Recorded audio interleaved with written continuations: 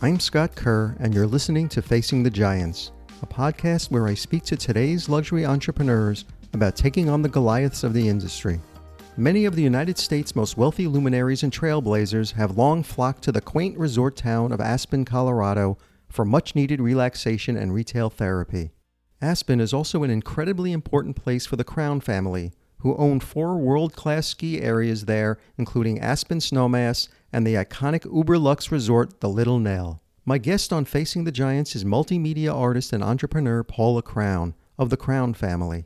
Paula is spearheading AspenX, a brand new premium apparel, retail, and experiential company that's looking to revolutionize retail in the luxury hotspot. As an artist, Paula Crown's work encompasses drawing, painting, video, and sculpture. She's had solo exhibitions in New York, London, Miami, Aspen, and Dallas. She's a trustee of the Museum of Modern Art and serves on the Aspen Institute Committee on the Arts. Paula Crown is former member of President Obama's Presidential Committee on the Arts and Humanities. Welcome, Paula. Hi, Scott. So fun to be here. Yeah, thank you for joining me. So Aspen is an incredibly important place for you and your family, owning and operating the famed Little Nell Hotel and your holdings with Aspen Skiing Company. How did the idea of the AspenX brand even come about? So the whole idea was we have a lot of current state equities that we've established over the decades that relate to the way that we operate the mountains, the way that we deliver on hospitality services, the team that we have with our ski pros and our mountain managers. And we've been pretty successful in delivering on these values of excellence in operating both a ski resort as well as hospitality properties. Mm-hmm. So it seemed like there was a potential brand extension that came out of 2 places. One, sort of a personal vision of mine of what we might be able to offer, what people might be able to buy or experience that are unexpectedly original, all the while aligning with our current brand equities. And so that was the move, the observation over the years. Where are those open spaces? And the 2 areas are product at this moment, product and the idea of these bespoke, irreplaceable experiences where we converge our talents of professional performance expertise, operating expertise, long-term orientation. You know, we're not weighed down with the idea of quarterly earnings. We are long-term mm-hmm. investors. We're there for the hold. And then communicating very much our honor and respect of the place and what we as a family have learned and taken from it. And that sustainability is essential, that we're just stewards, and how do we make sure that we can add without being harmful in any way to this place writ large, both in terms of a physical place, but a philosophical way of being. So it really was a move into thinking about what those new things could be. How could we create new standards of performance and luxury and, being away from the screen, actually being back into our senses. And with COVID, everything was accelerated. Mm-hmm. We, as the entire world had to pivot and think about how do we work within these constraints. It was also a very humble act of listening to what our customers wanted in terms of smaller events or things that they may not be able to have and live in any other place. And so it seemed, AspenX seemed like a place to house this, if you will. One, the stretch on product, the newer area, and then two, encapsulating the experiences that we have really been doing for decades anyway, but just making them clearer as far as a menu of things that would be available and accessible to a broader range of our audience. And I was reading that you conceptualized the AspenX brand as a global performance living brand as opposed to a lifestyle brand. So what does that mean? So, well, let's just start with the whole idea of living it versus styling it. And we know with social media and all of the wonderful expansive aspects that provides us, there's also a performative aspect as opposed to a getting back to our grounding and the things that really are enhancing in terms of, being in this extraordinary place, connecting with nature, connecting outside of ourselves, getting off of our little screen, getting some perspective of where we are in the whole cosmos. And that creates an open space to have bigger conversations and to trade ideas. It's a more authentic place. And I would say that I very much believe that we're starting from the cred. And there's so much lifestyle, there's so many ideas, there's so many bright lights out there that start with the story and they start with the form. And over the last couple of decades as I've been involved with Aspen, I think about, okay, well, we have the cred. Now we need to take up the messaging, and we need to quantify what possibly we can offer in a new, extraordinary, unexpectedly original space. So, the idea of actually not just being a spectator, being in the arena.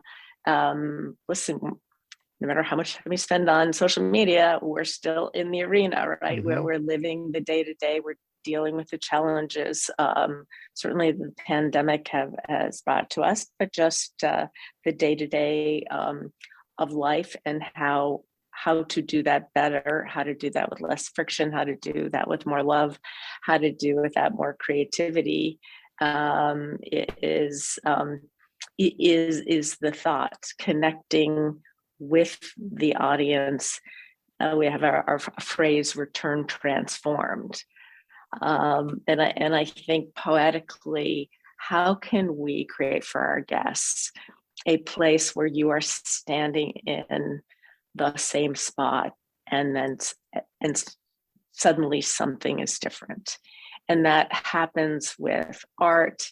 That happens to me when I get off the plane in Aspen, where now I just have attuned senses. And I think as an audience and personally, we need more of those things that are really nourishing and really authentic with our beings. So can you describe the type of customer who would embrace the AspenX brand and the concept that you just described?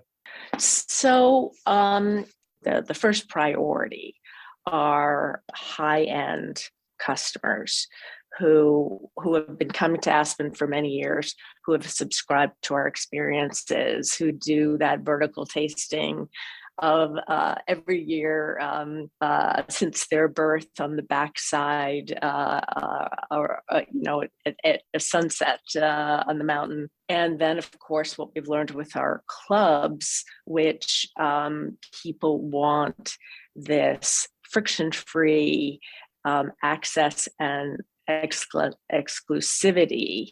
with a high performance mindset.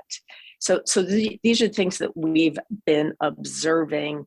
And with COVID, again, a lot of these things rose to the surface because people ask for these more exclusive, smaller groupings, whether it was meals or powder tours, biking tours. And the thought was, let's follow this audience and see if we can meet the what we perceive as the demand for this luxury performance nature intersection. So, as an accomplished artist yourself, how important is art in the identity of the brand?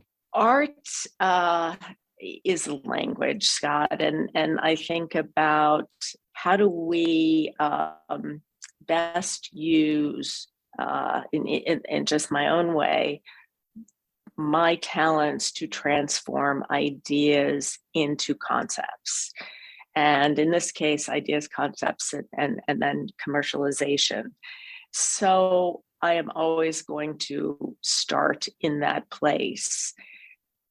I think about what's possible when people say, let's approach this, let's be creative, let's think outside of the box. I often am looking around saying, I'm sorry, where's the box? And that's just the way I roll. And in being that space of thinking about what's possible it has been essential to this. Because if we're thinking about new standards, if we're thinking about what is unexpectedly original and unexpectedly transformative in terms of personal growth and community, then I feel comfortable starting in that place. And at this point in my career where I've done that enough that I feel comfortable assessing the risk from a business standpoint, but trying it out, leaning in, even though there's a lot of uncertainty in it. So the last couple of years for me has been synthesizing what the company is doing, what our customers want, what I'm seeing in the marketplace, and then how through a creative lens we might be able to meet the needs of our customer and our community. So art to me is really important, and so often people think it's about decoration or an afterthought. But for me, it's the beginning part of the process with the question of what can this be? How cool might it be to do something with Prada and Aspen? What are the potentials when you can create something that neither of you can do alone? And I just see a lot of potential in that space with wise collaborations that really create value as opposed to us just being a retail shop. And the first phase of this rollout was this past December, launching a line of ski apparel, gear, and accessories, as well as an e-commerce site and a flagship store at the base of Aspen Mountain. What was the inspiration for that line? So the idea was to get a name, to get something that we owned that represented this potential brand extension. And, the X is a multiplier of ideas. It's also about an intersection of nature and people and innovation. And so once we had that, which really communicated to us a potential space, not that, a year ago I knew what that would be, but I saw the potential for all of these pieces that would fit into it. Then we said, what does that encompass?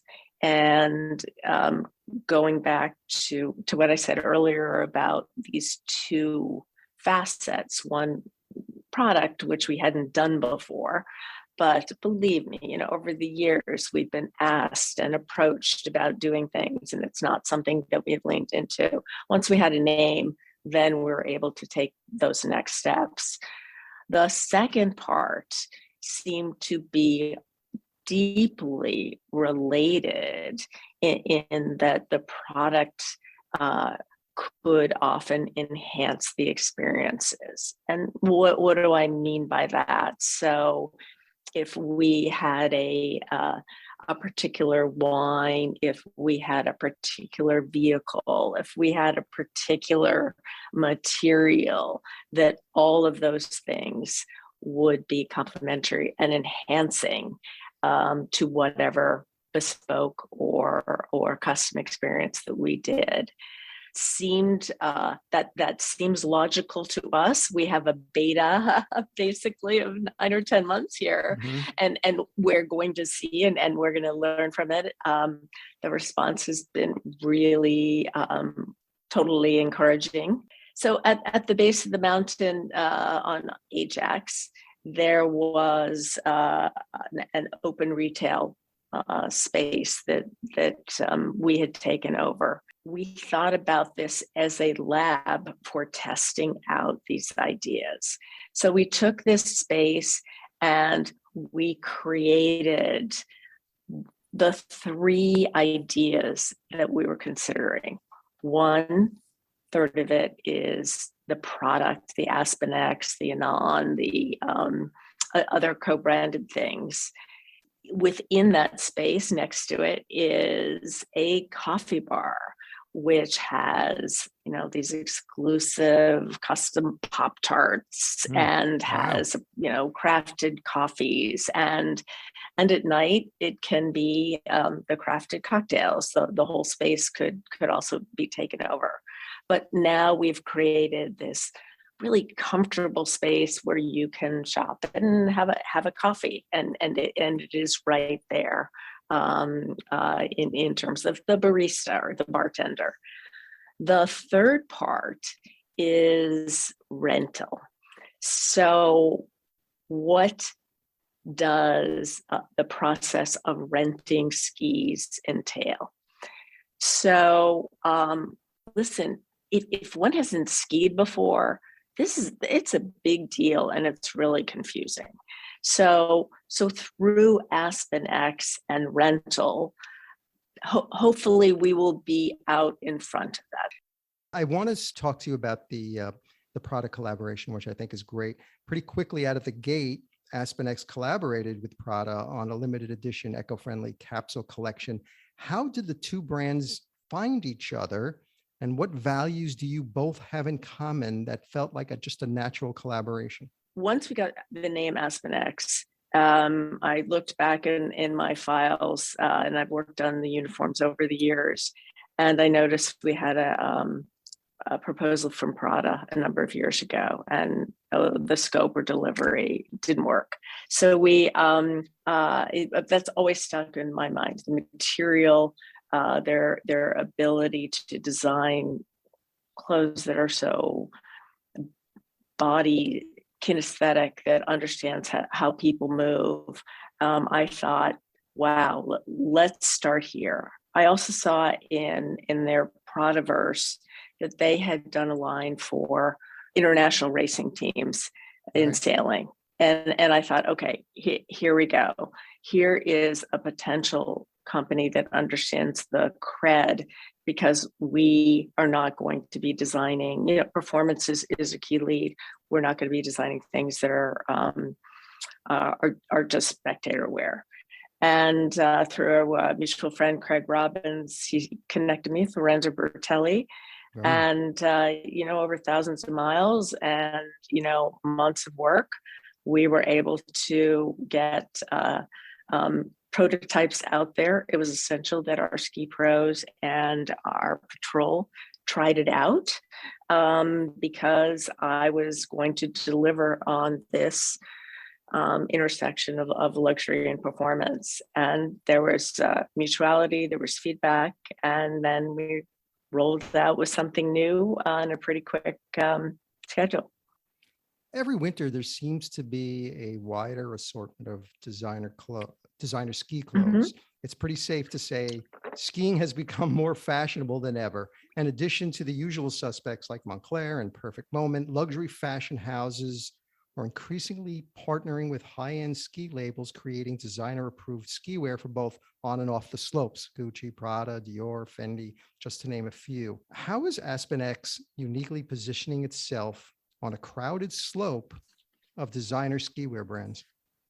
Our bet is that we come from a place with the real cred, with the expertise from the Olympians, from our pros, from our product developers, and we don't see anyone else doing that.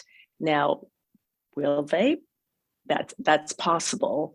I can't really affect that, but I can affect that what we deliver will have this level of cred in terms of performance, plus or multiplied with art or a particular type of fabric that just takes us to a new level, to be the first mover in redefining this extraordinary, what extraordinary could be. Another pillar of the new AspenX brand is the opening of a private club called AspenX Mountain Club.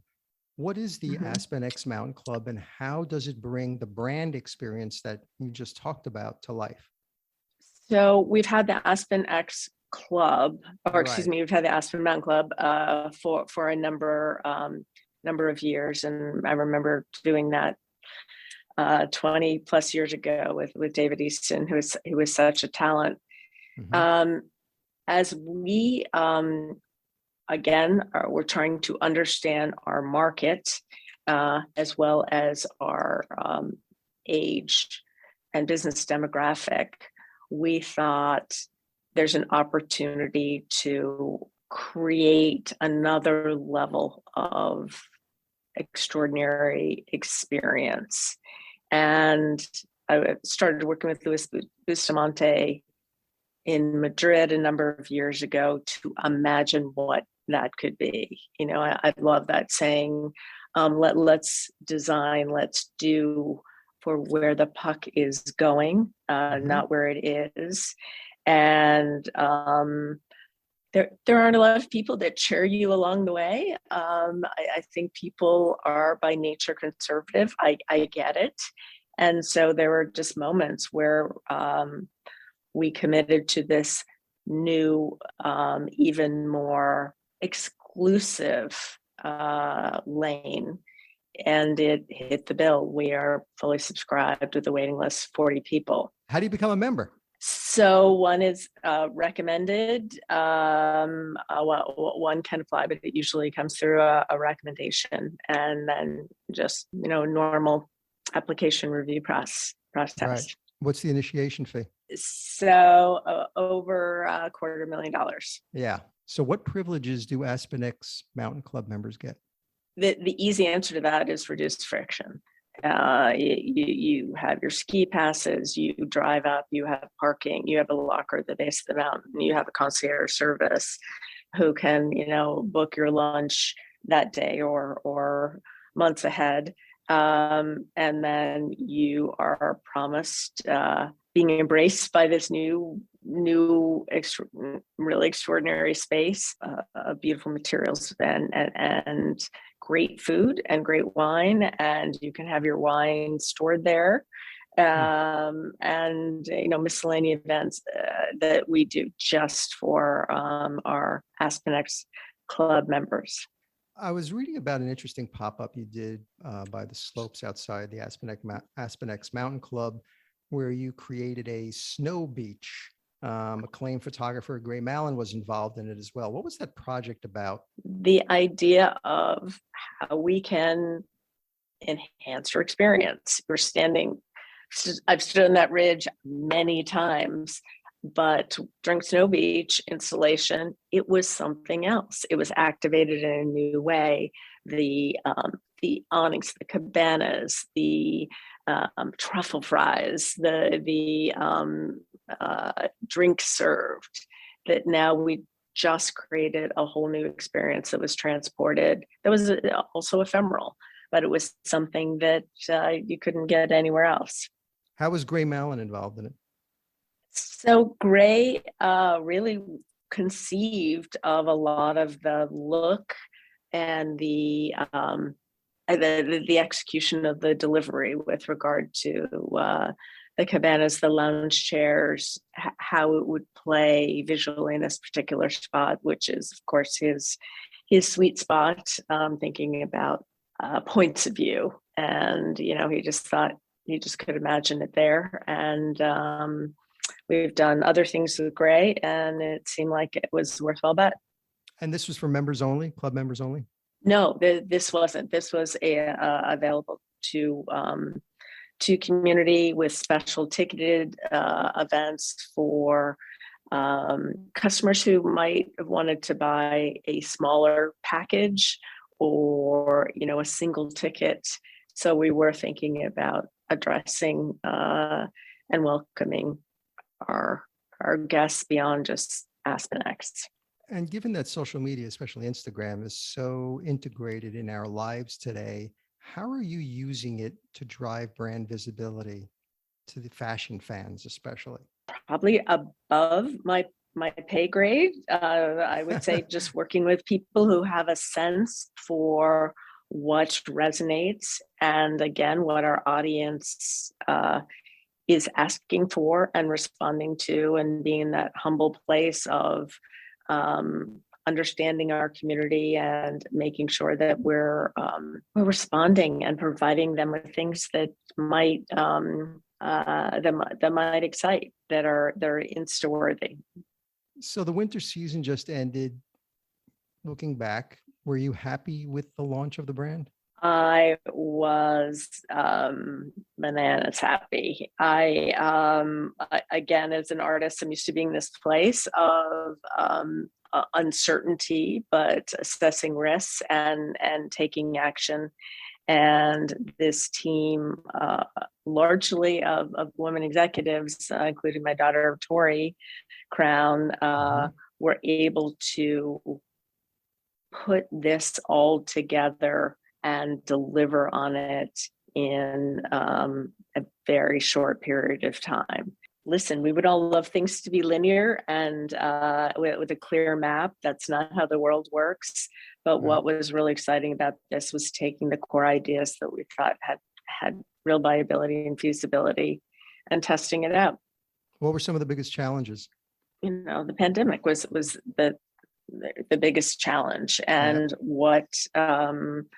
where people wanted to go and how they wanted to be in the mountain, and yet how we could meet those needs within the constraints of a pandemic.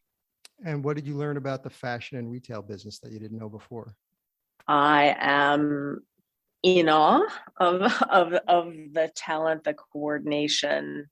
Again, I feel really comfortable about my idea, my way of working, of taking concept and translating it into a thing, translating it into a product is a whole nother realm in terms of production, which over the year, of course, has been a huge challenge with regard to supply chain. But the idea of all these minds coming together, thinking not only about the product, but how it gets received, how you can unlock all of those pieces and really create something new and different and notable. So it's very, very impressive in terms of the networking, the sourcing, and the actual literally and figuratively piecing things together.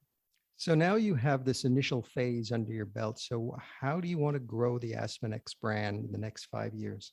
Now what we're doing is creating the team that we think that our business premise is proven out, at least initially. And so now we're looking at scenarios, performance as to what that might look like. And you're familiar with a lot of these questions. How much of it is physical? How much of it is it e-commerce?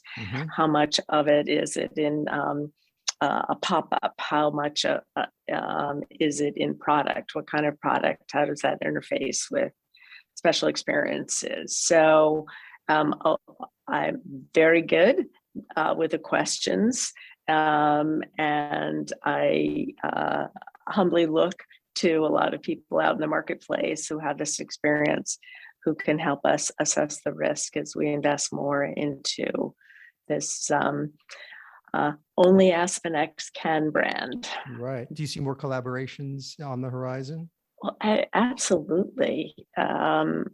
Whether, this past year we worked with an AI engineer on lenses, and how might we actually add knowledge to the industry. Again, because we are longer term holds, we can invest in R&D to think about what's the lens that has the right red light wavelength, blue light wavelength, what performs well, what doesn't fog.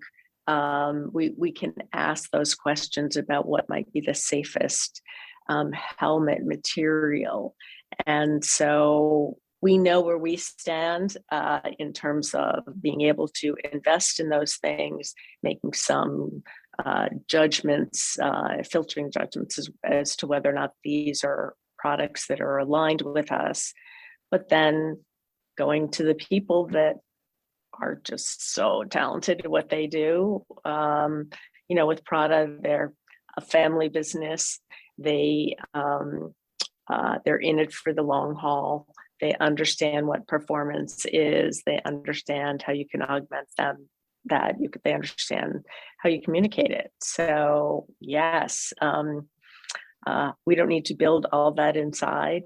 We're working to a network type ecosystem economy, right? And to the extent that we can build a network, an ecosystem of talented people, and get that to work through AspenX, that's a plus. Artist and entrepreneur Paula Crown, thank you so much for joining me on the show. Best of luck with AspenX.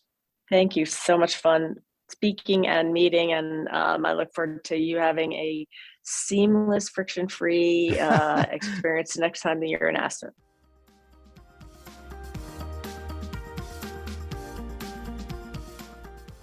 Thanks for listening to this episode of Facing the Giants.